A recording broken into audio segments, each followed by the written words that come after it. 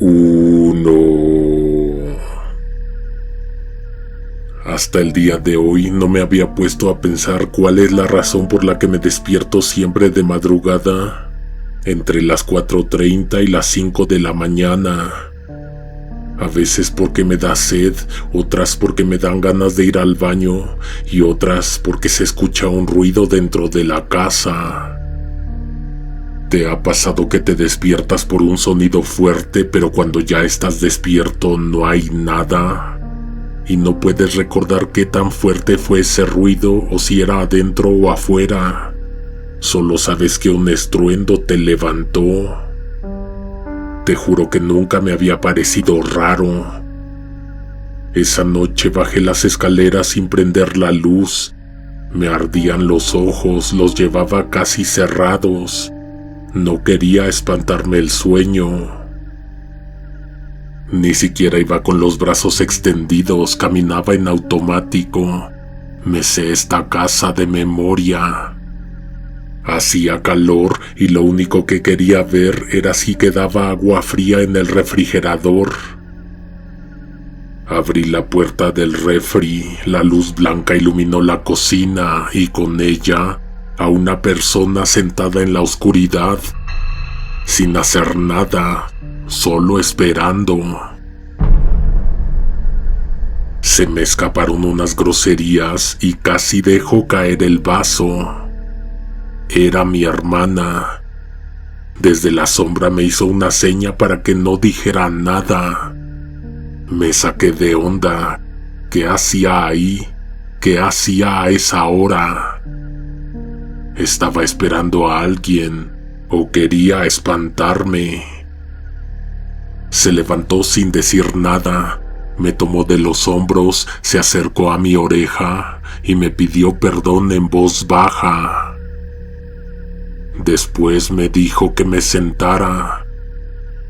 Me senté en su lugar, cerró la puerta del refrigerador y se perdió entre la oscuridad. Yo no me moví. Aunque ya no la veía, sabía que seguía ahí. Mis ojos todavía estaban ciegos por la luz del refri. No tardó mucho, regresó con una silla y la puso a mi lado, y también se sentó. Se acercó otra vez a mi oído, me dijo que no hablara, que esperara un poco. No me explicó nada. Ya me había acostumbrado a la oscuridad. Entraba luz de la calle por las cortinas. Se distinguían bien los contornos de los muebles en la cocina y en la sala. Aguardamos unos 7 minutos. Luego se escuchó algo como cucharas. Yo no entendía qué estábamos esperando. Después del sonido de cucharas, la casa se sacudió. No fue un temblor, fue una vibración rara, como la que sientes cuando se te pone la piel de gallina. Luego vino un frío, no viento, frío, como si nos hubiéramos metido al congelador de un supermercado. Estábamos en plena ola de calor y ahí dentro de pronto el frío, como si el cambio de ambiente demostrara que algo iba a pasar. Uno de los cajones de la cocina se abrió solo. No se venció el riel ni nada. No se venció el riel ni nada. Se abrió como si alguien invisible lo estuviera jalando, o como si alguien se hubiera concentrado y lo estuviera abriendo con el poder de su mente. Después se abrió una de las puertas del mueble y de ahí salió algo.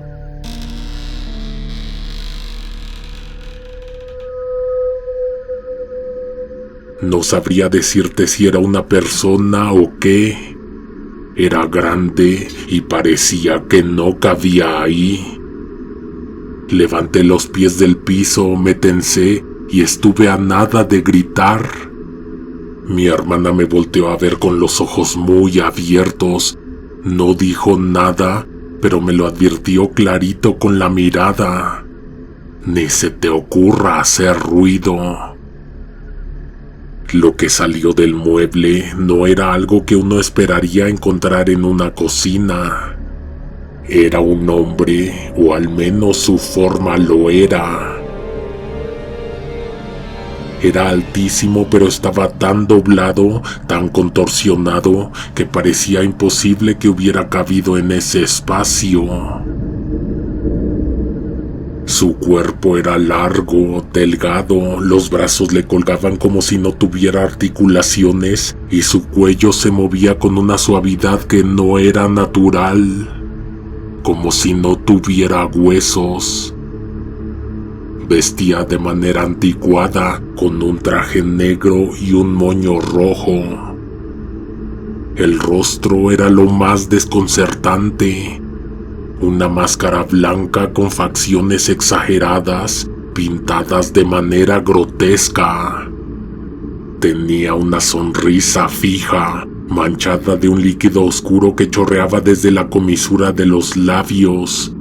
Goteaba y no parecía pintura. Se quedó de pie, no se movía. Solo estaba ahí en el centro de la cocina, como si supiera que lo estábamos viendo, como si nos hubiera estado esperando desde hacía mucho tiempo. La luz tenue apenas iluminaba su figura, pero bastaba para saber que eso no debía estar ahí. No era una persona, era un objeto. No tenía vida, algo externo lo estaba moviendo, como si tuviera hilos invisibles, como un títere. Exactamente así se movía. Fue directo hacia el refrigerador, levantó las manos e hizo algo con los imanes. Yo estaba paralizada del miedo. Mi hermana no, ella estaba fascinada. Era evidente que había estado esperando eso, que lo estaba esperando a él. Por un momento pensé que tal vez era un truco de magia, pero el contexto era tan extraño que no podía ser. Trucos de magia a las 4 de la mañana. No tenía sentido, era perturbador. La figura, ese cuerpo larguísimo con cara inmóvil, hizo movimientos torpes y precisos, como si se estuviera preparando para volver a meterse en su escondite. Y lo hizo.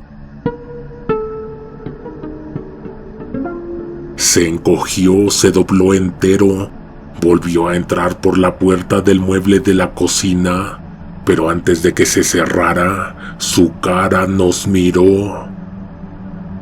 No se movió nada en su rostro.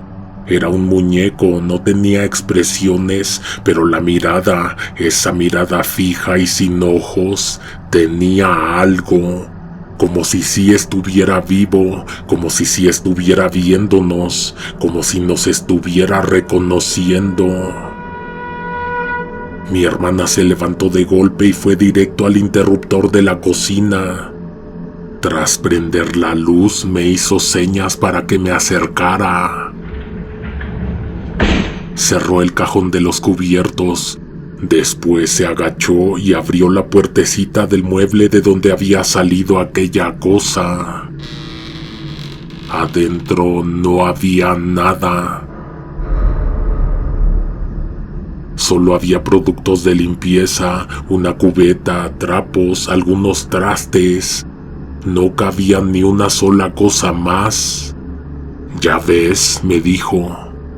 Lo dijo como si ella supiera exactamente qué debía ver y qué no. En ese momento volteó hacia el refrigerador. Con letras de imán, esas de colores que usan los niños, estaba escrito un nombre: Mara. Yo me llamo Mariana, pero todos me dicen Mara. Y yo vi que esa cosa fue quien lo escribió. Le exigí a mi hermana que me explicara qué estaba pasando.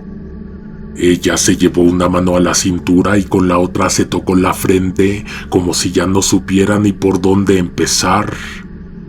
Me llevó a la sala, movió un montón de cosas que había sobre el sillón y me dijo: ¿No te has dado cuenta de que alguien cambia las cosas del lugar?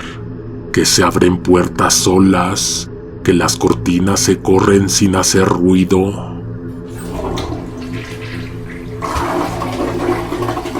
En eso escuchamos cómo corría el agua del tanque de la taza del baño.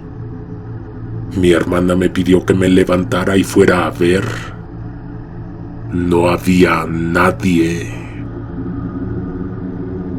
Pasan muchas cosas en esta casa, me dijo, pero no te vas a dar cuenta si no te detienes a observar, a contemplar. Me empezó a contar que una noche hace como 2 meses se quedó completamente sola en la casa. Justo ese día yo me había ido con una prima a ver vestidos de graduación en una venta nocturna. Ella se quedó aquí, estaba en la sala leyendo, cuando de pronto se fue la luz. Se quedó quieta, no se movió. El celular lo tenía arriba en la recámara, así que no fue por él.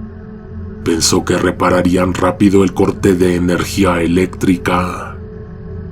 Dejó el libro recargado en la mesita y se quedó esperando. Fueron apenas 2 minutos, pero cuando volvió la luz, las cosas no estaban como ella las había dejado. El libro, que lo tenía justo frente a ella, ahora estaba en el comedor, abierto por la mitad. Se espantó. El silencio era tan profundo que la asustó más. Fue a buscar el control del televisor para prenderlo y tener algún ruido de fondo. El control no estaba por ningún lado, ni en los sillones, ni en los cajones, ni en el mueble. De pronto, algo la hizo voltear hacia el techo. Ahí estaba el control. No tenía explicación, estaba ahí arriba, pegado como si lo hubieran colocado con cuidado, de broma. Ella lo vio menos de 1 segundo, porque apenas lo identificó, el control se desprendió solo y cayó directo al sillón. Hizo apenas un sonido suave, como si alguien hubiera querido que no se notara. Se salió corriendo de la casa, se fue a la banqueta y ahí se quedó, afuera. Recuerdo que cuando llegamos en el taxi la encontramos sentada en la acera. No sé si fue que nosotros no la dejamos hablar o ella no quiso contarnos, pero lo cierto es que en ese momento no supimos lo que le había pasado mientras estábamos fuera. Fueron muchas cosas las que mi hermana empezó a notar, cosas que al principio no sabía cómo nombrar. Estuvo experimentando, intentando entender qué era lo que pasaba en la casa. No sabía cómo llamarlo. Hombre invisible, energía, fuerza, fantasma, ente, espíritu, el alma de la construcción. Lo probó todo. Una noche, cuando todos dormíamos, se sentó en la mesa del comedor. Llevaba una bolsa de frijoles que esparció por toda la superficie. Apagó la luz, se fue a sentar en una silla, en la esquina, casi junto a la cocina, y esperó. Se quedó quieta mucho tiempo, no tenía sueño. Sabía que algo iba a pasar. Después de casi 40 minutos se levantó, encendió la luz. Los frijoles estaban movidos, no revueltos, no caídos, movidos con intención. Se habían formado de una manera extraña, como si una mano invisible los hubiera empujado hacia los lados. Al centro había quedado un espacio vacío y ese vacío tenía forma. Era una cruz.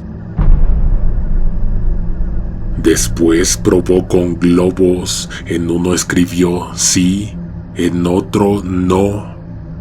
Se sentó frente a ellos, hizo una pregunta. ¿Qué preguntaste?, le dije. ¿Eres un fantasma? El globo que decía no se tronó primero. 3 segundos después, el que decía sí.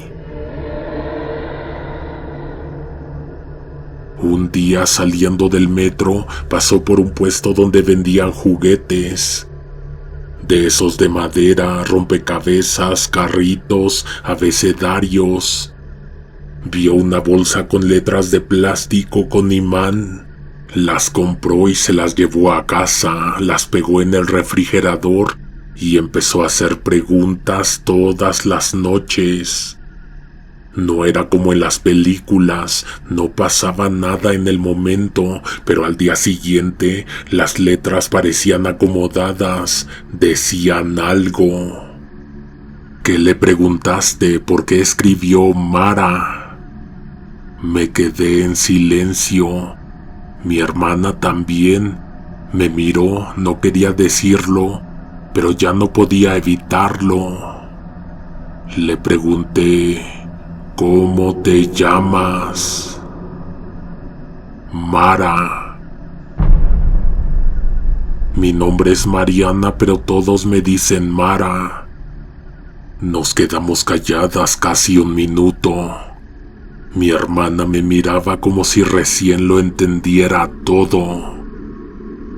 Me dicen Mara desde que soy niña por un personaje de un programa de televisión. Un programa que pasaban los viernes en la noche.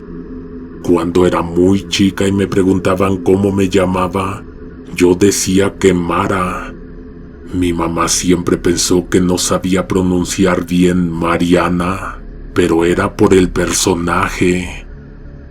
Ya lo había platicado antes con mi mamá, con mi hermana, con mis tías. Nadie recordaba ese programa. Mara era una mujer mayor con un delantal que contaba historias de terror en el Canal 4. Se sentaba en un sillón, hablaba en voz baja y al fondo siempre había un reloj de péndulo. ¿Tú la recuerdas?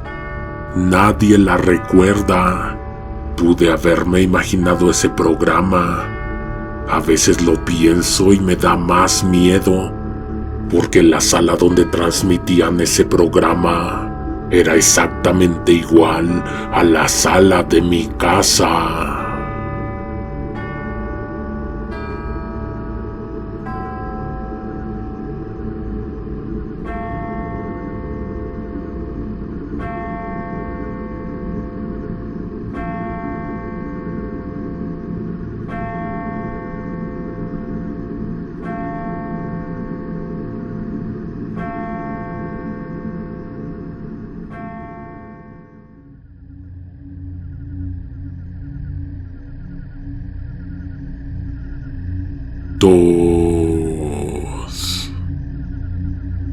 Mi abuelo era escritor.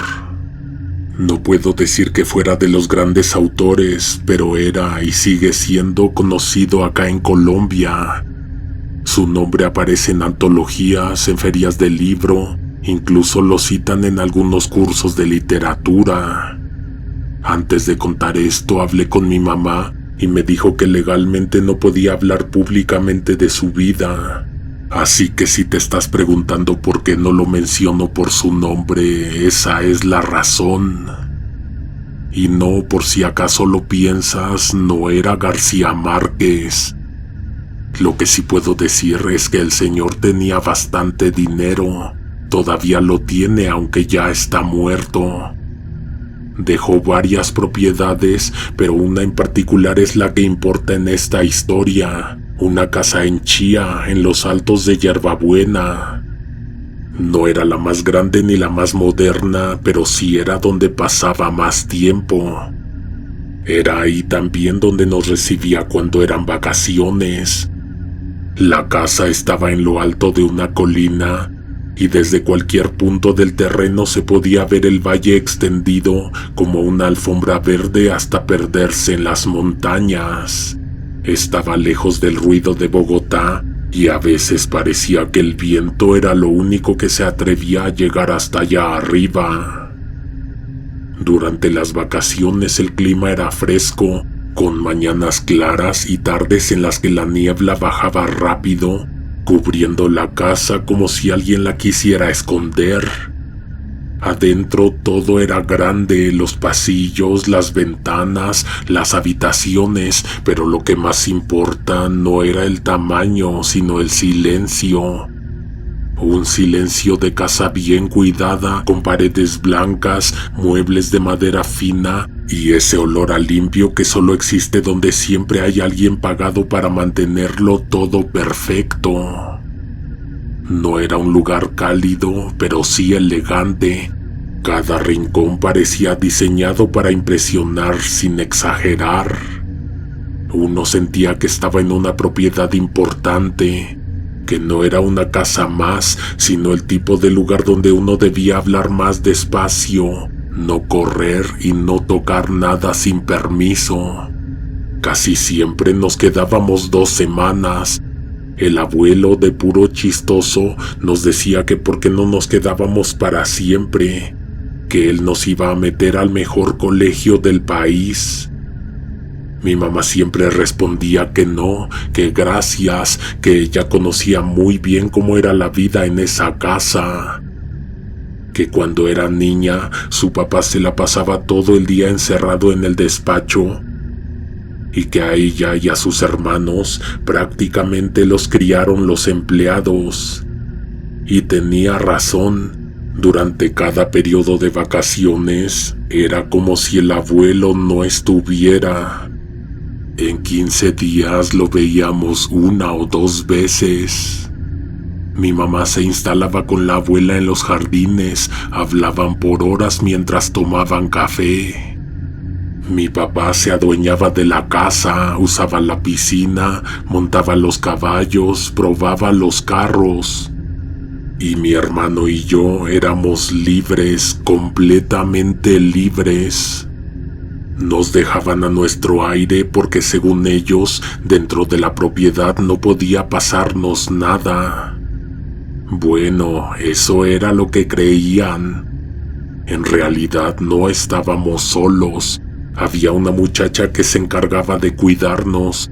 Nos seguía a todos lados, era nuestra cómplice y por supuesto mi hermano y yo estábamos perdidamente enamorados de ella.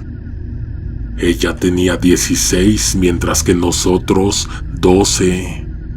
Algunos empleados vivían a un costado de la casa, en unas habitaciones que construyeron para el personal. Otros llegaban diario desde sus pueblos, pero ella no. Ella siempre venía de otro lado. A veces solo para molestarla, le preguntábamos que si venía del pantano. Ella se reía con esa risa fingida que uno sabe que no es de verdad, y después se quedaba callada con la mirada fija en algo que no podíamos ver. La cosa es que su existencia marcó por completo nuestra adolescencia. Los veranos eran con ella, una muchacha diferente, no como las niñeras de otros lados. No estaba ahí para decirnos qué no hacer. De hecho, tengo la sensación de que muchas de las veces que nos metimos en problemas fue por su culpa. Una vez nos llevó a los límites del terreno. Hasta entonces nunca habíamos llegado tan lejos. La casa ni siquiera se alcanzaba a ver si te volteabas. Ella saltó la reja como si nada y nos retó a seguirla. El camino era como de otro lugar. Se acababan los setos, el césped cortado, los caminos de piedra. Era pura tierra suelta, hierba alta, árboles torcidos que hacían demasiada sombra. Las ramas crujían con el viento y el aire olía diferente, como a viejo. Caminamos hasta llegar a una pequeña laguna.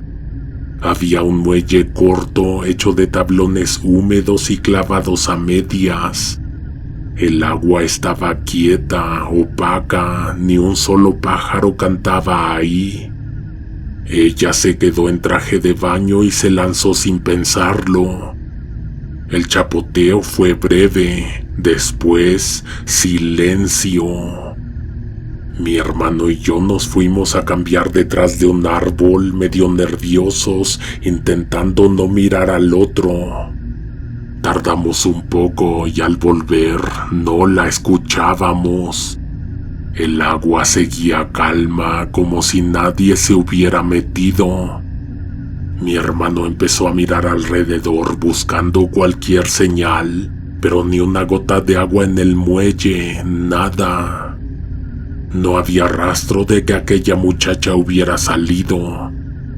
Se lanzó al agua, iba a buscarla, y entonces, justo entonces, el cuerpo emergió. Flotaba boca abajo, inmóvil. Corrí y entre los dos la jalamos hasta la orilla. Su cuerpo pesaba muchísimo, más de lo que uno esperaría. No reaccionaba, no respiraba y tenía la piel azulada como si llevara horas ahí. La pusimos boca arriba y justo cuando mi hermano iba a hacerle compresiones como lo había visto en la tele, ella soltó una carcajada. Una carcajada seca, larguísima, de esas que no se te olvidan. Nos dijo que le hubiera encantado grabarnos la cara, ya que nos estábamos muriendo del susto. Después de eso solo estuvimos un rato más en el agua. Hacía frío, el tipo de frío que se te mete a los huesos.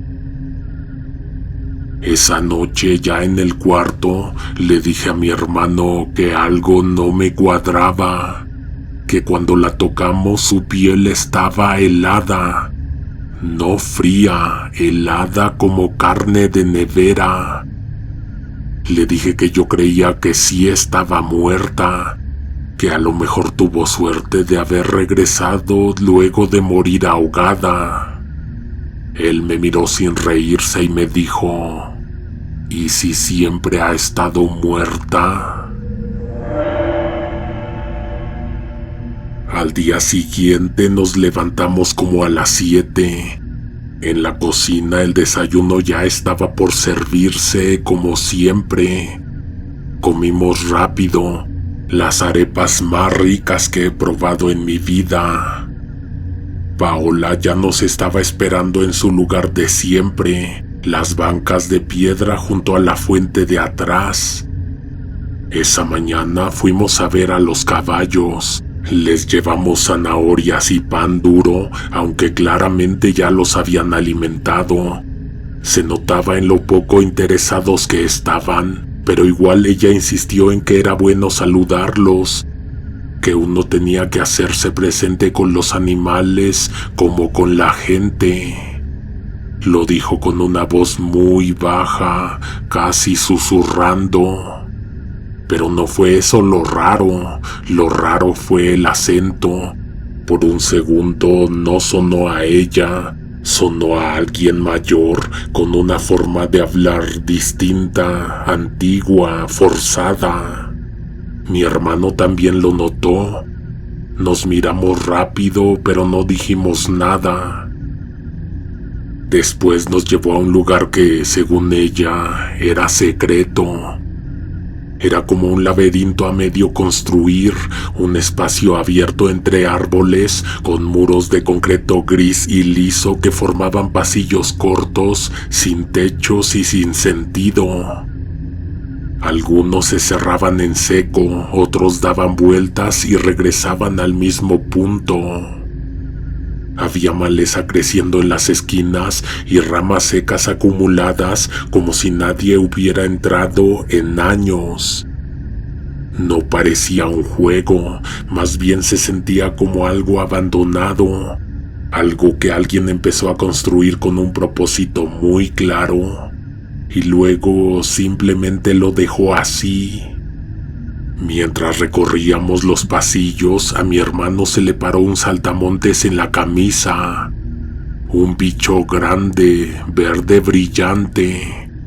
Sin miedo, lo atrapó con 2 dedos. «Paola, ven», le dijo. Ella se acercó, curiosa. Mi hermano le mostró el insecto y la retó. «¿A que no te lo metes en la boca?». Ella lo miró un momento sin ninguna expresión. «Si te lo comes tú, te doy un beso», dijo. Y otra vez esa voz grave, como si no viniera de ella. Mi hermano no lo dudó, lo lanzó a la boca, hizo una mueca, masticó y lo tragó como si fuera una pastilla amarga. Paola se inclinó y le dio un beso. Paola se inclinó y le dio un beso. Uno largo, demasiado largo para ser de juego. Yo me di la vuelta, incómodo, no sabía por qué. De pronto la vi, una culebra larga y negra arrastrándose entre las grietas del concreto. Quise avisar, pero no quise arruinar el momento. La vi acercarse, no parecía moverse normal. Era como si se deslizara sin esfuerzo, como si la tierra la empujara. «¡Cuidado!», grité al fin. Ella se volteó, la vio y sin cambiar la expresión, caminó hacia la culebra. La agarró con un movimiento rápido y con una tranquilidad monstruosa y le metió los dientes en el cuello. Paola no la mordió como una broma. La chica le arrancó la cabeza y luego la escupió como si fuera nada. Nos miró a los dos con los labios manchados de sangre oscura. «Ya estamos a mano», dijo.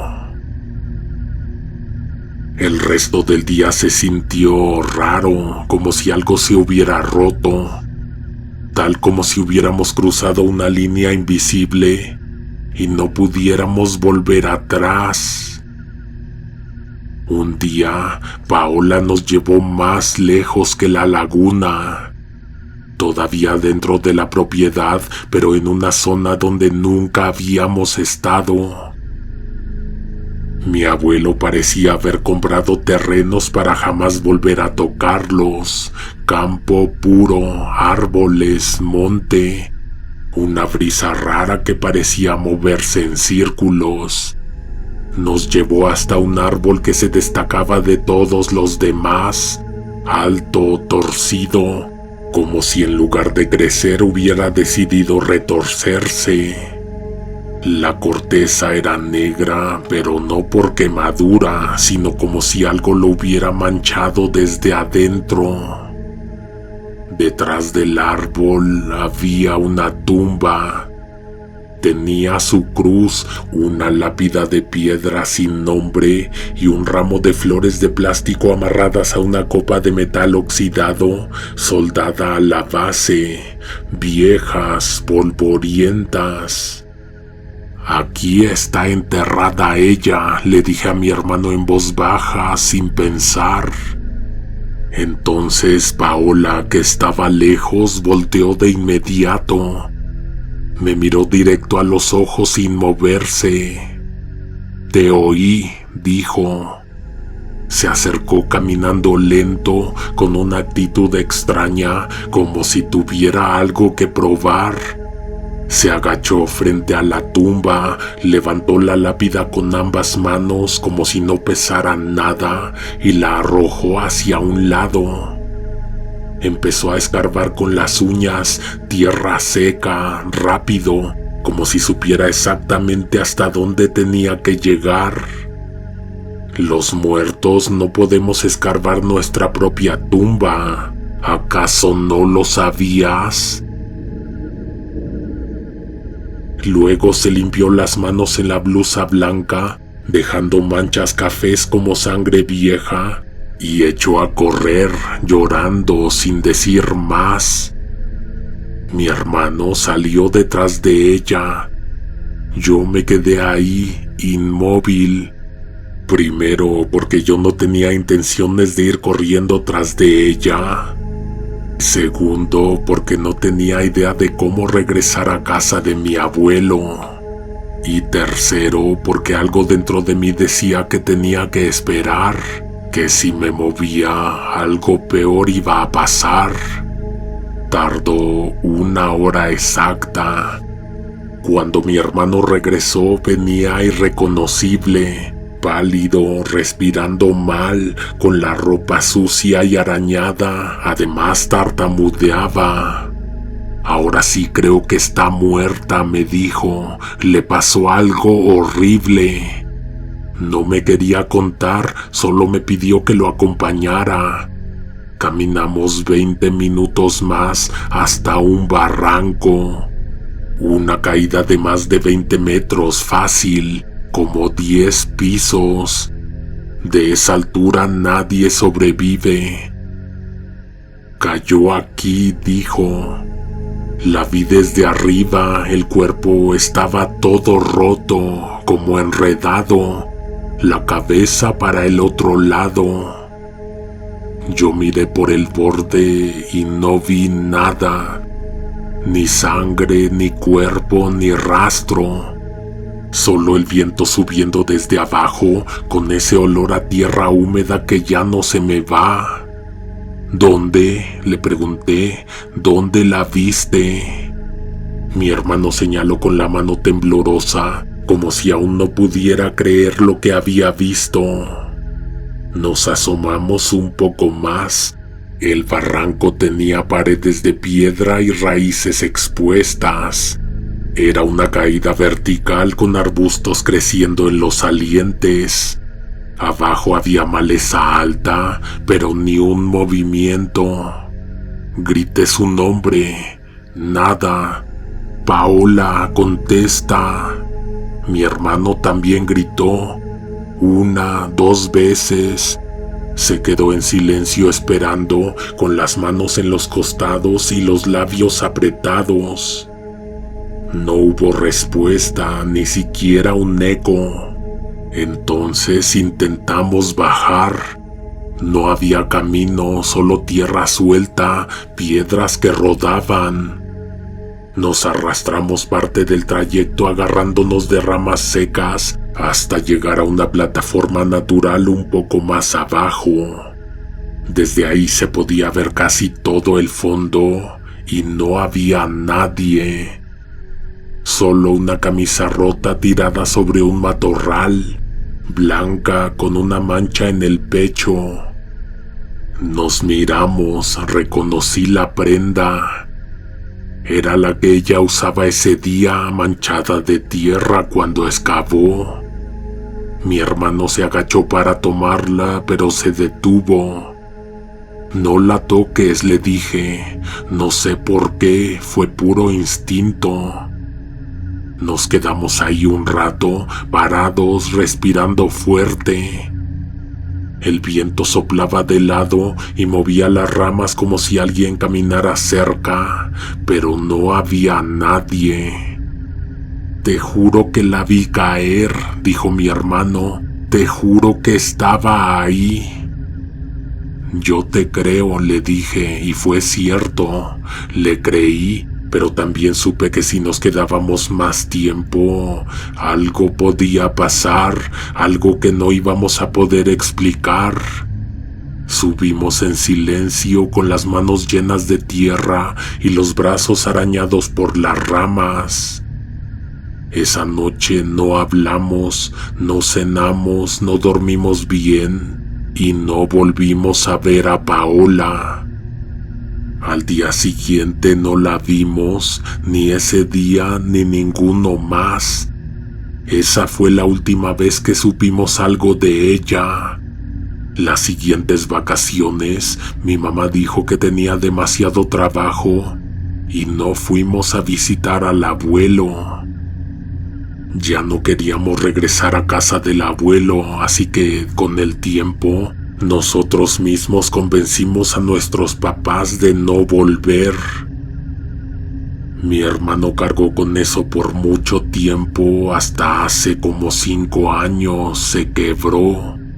Me confesó que fue él quien la empujó, que se pelearon, que no midió la fuerza, que fue un accidente. No sabes el tormento que fue para mí escucharlo. Un secreto como ese se te mete por dentro y te va carcomiendo, hasta que ya no puedes mirarte al espejo sin sentir asco. Como te dije al principio, su existencia definió nuestra adolescencia, su desaparición también. Pasaron los años y seguía pensando en ella. Cada tanto soñaba con ese árbol negro, con la tumba, con la voz de Paola diciéndome: te oí, pero con otra voz, una voz que no era suya. Un día se me ocurrió preguntarle a mi mamá por ella. Le dije el nombre, le pregunté quién era o si sabía algo de ella. Mi mamá frunció el ceño como si no entendiera. Dijo que no tenía idea de quién hablaba. Me pidió que se la describiera. Le hablé de su edad, de su pelo, de cómo se vestía, de su forma de hablar. Entonces mi mamá soltó una carcajada. Tú y tu hermano están locos. Paola era un personaje de los libros de tu abuelo.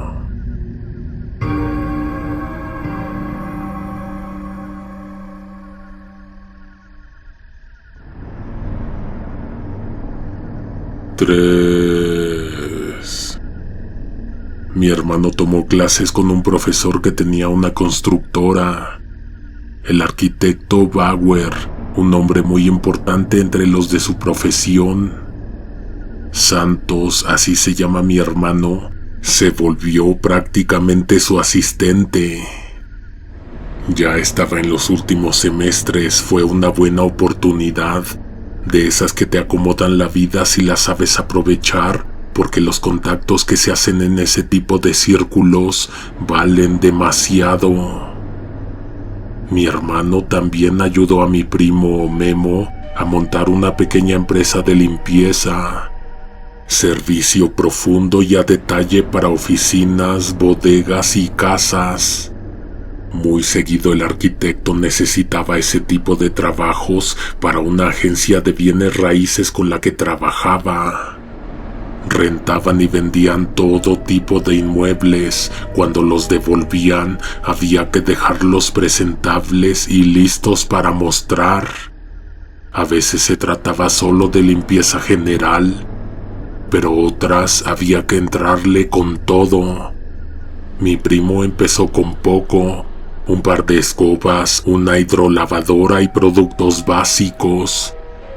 Rápido se hizo de más material, de mejores herramientas, empezó a contratar más gente, a dar un mejor servicio, a tener más trabajo. Tenía que lidiar con situaciones donde algunos inquilinos destruían el lugar. Literal, paredes rotas, drenajes tapados, vidrios quebrados. El equipo tenía que entrar y levantar todo, sacar la basura, limpiar a fondo, pintar paredes, arreglar desperfectos. Otras veces no era vandalismo, era abandono. Vivían mal, dejaban que la casa se les echara a perder. Muros llenos de grasa, baños que daban asco, basura orgánica acumulada en rincones que olían a podrido. Un día el arquitecto llamó a Memo para encargarle 2 propiedades, Una era un departamento chico, estaba muy sucio, pero era de una sola planta. La otra era una casa, no tan grande, pero de 2 pisos y con patio. El trabajo era urgente. Si se ponían a trabajar desde ya y hacían horas extras, saldrían rápido. También si se dividía el equipo en 2. Hicieron lo segundo. A Memo le tocó en la mitad, que se fue a limpiar la casa. El departamento estaba hecho un desastre, pero se podía caminar, había orden dentro del caos. La casa estaba hecha mierda, pero no por abandono.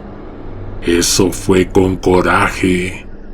Los vidrios no estaban rotos por accidente. Les habían lanzado piedras desde adentro. Había hoyos en las paredes, no de humedad ni por viejas. Alguien les metió puñetazos, patadas, hasta con martillo parecía. Las puertas arrancadas, clavos oxidados saliendo de marcos rotos, el baño pintado con aerosol, dibujos obscenos, palabras mal escritas, como si hubieran querido burlarse.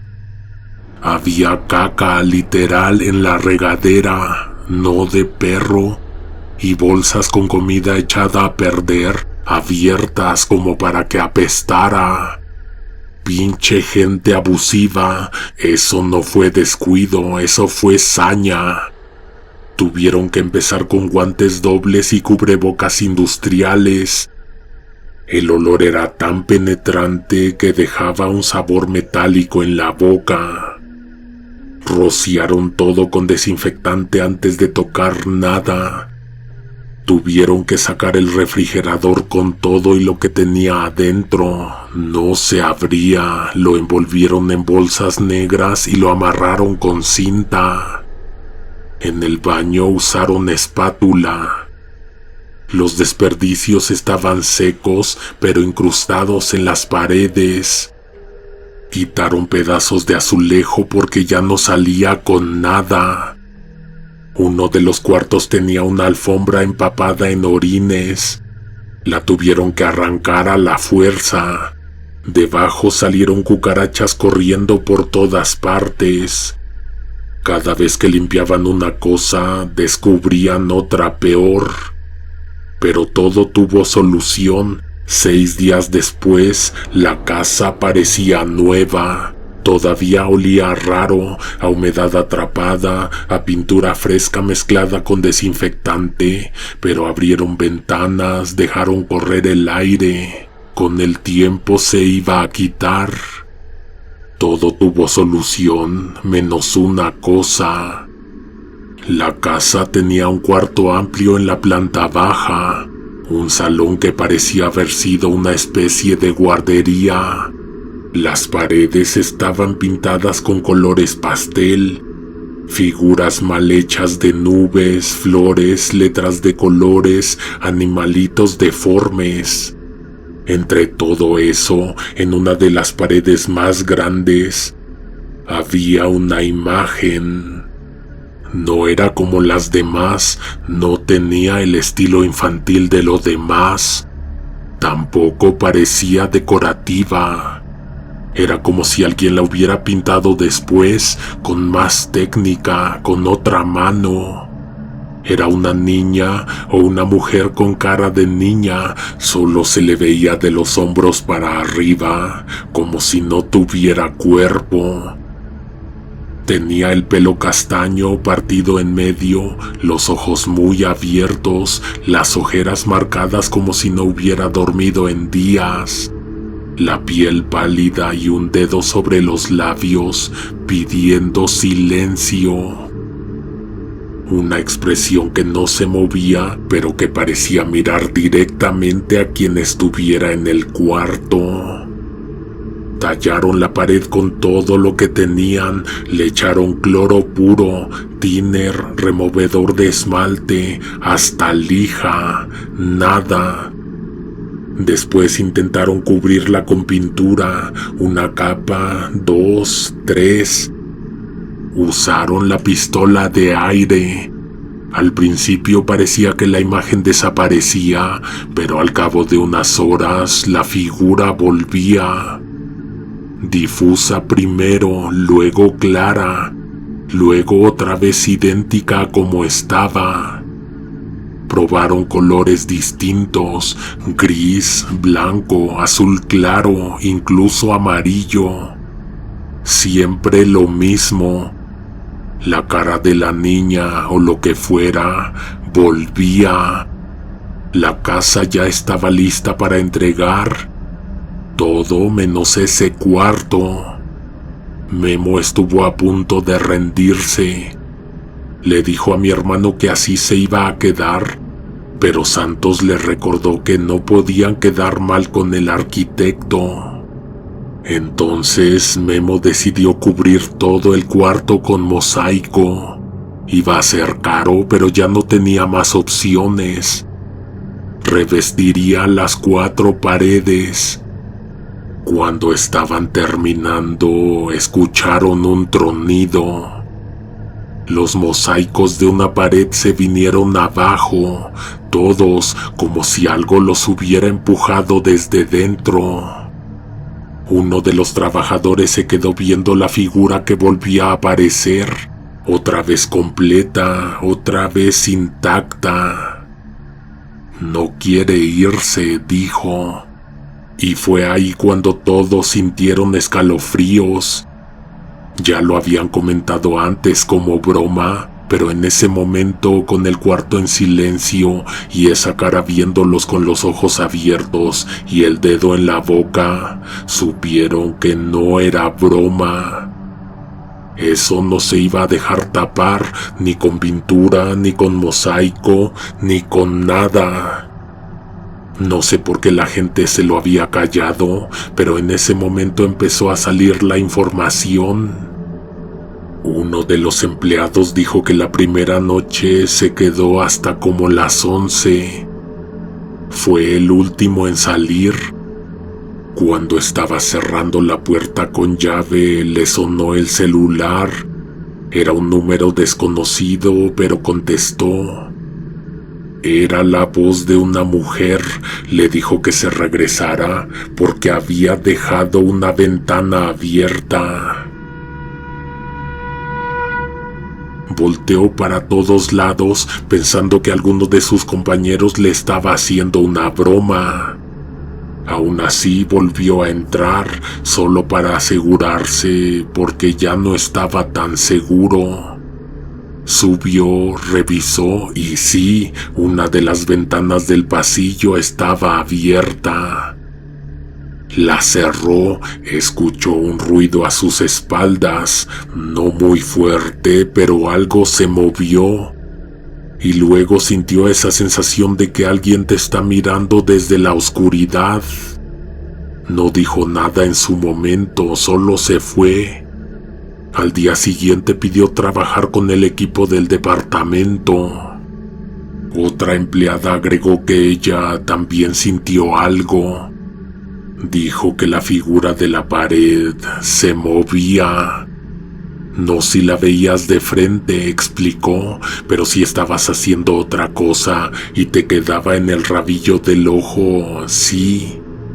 Inténtenlo, dijo. Y todos lo hicieron. Memo me jura que la vio mover la mano, que parpadeó, que hizo una sonrisa leve. Es válido pensar que eso fue sugestión. Salieron de la casa y se quedaron platicando afuera, recargados en la camioneta como por 1 hora. Nadie lo decía, pero nadie quería volver a entrar. Entonces se les acercó una vecina. Les aclaró que la señora que vivía ahí había entregado la casa en perfectas condiciones. A final de cuentas, ella era la dueña y había contratado a la agencia para que la ayudaran a vender. El desastre de adentro seguramente fue cosa de gente que se metió después a vandalizar. La mujer también les dijo que la señora se había ido por lo de su hija, que su hija había muerto dentro de la casa. Con razón se siente pesado ahí, dijo una de las empleadas. La vecina se persignó, bajó la voz, dijo que la muchacha se había dado la vida. Al día siguiente, Memo fue a ver al arquitecto. Le dijo que la casa ya estaba, pero que había un detalle del que necesitaban hablar. Le contó lo que les había dicho la vecina y el arquitecto lo confirmó. Dijo que sí, que la casa le traía malos recuerdos y que por eso la señora había decidido venderla. Sacó su celular y les mostró las fotos de la entrega, que eran las mismas fotos que publicaron en la página de internet. Todo estaba limpio, todo en orden, las paredes sin una sola mancha, pero había un detalle inquietante. La imagen de la muchacha con el dedo en los labios no estaba. Memo le pidió el celular, revisó las fotos con cuidado. Esa pintura no existía, no era un mural que la dueña hubiera dejado. Después pidió permiso al arquitecto para ver la foto de perfil de la señora. Era una fotografía donde estaba retratada una mujer mayor y junto con ella en la foto, su hija. Era ella, la misma cara, el mismo pelo, el mismo gesto, la imagen de la pared. Le avisaron a la señora, quien fue ese mismo día a revisar la casa. Por la tarde canceló el contrato de venta y no se supo más.